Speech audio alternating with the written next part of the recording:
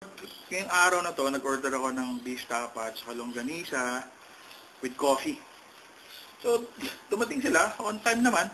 Pero yung una nilang dumating na kape, sabaw, nasa loob lahat ng plastic bag. As in, literal. So, nagreklamo ako, sabi ko rin sa rider, ibalik nila, bigyan nila ako ng kape. Dumating, siguro mga after 15 minutes, which is napakatagal for me to wait for breakfast, no? At ito nakuha ko. Ito pa rin yung kape. Kita nyo naman, sa ilalim, sabaw pa rin, no? Right?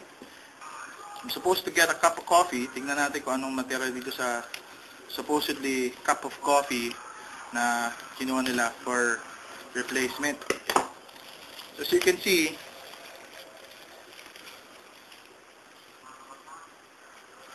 yung tissue, okay, it's soaked, right?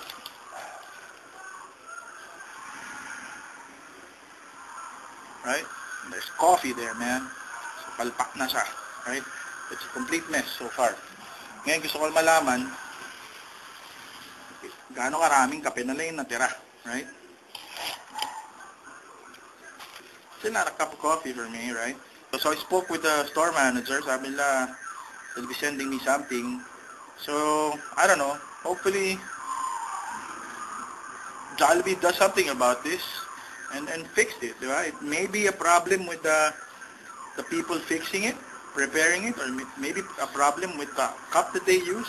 Hopefully, something will be done about this.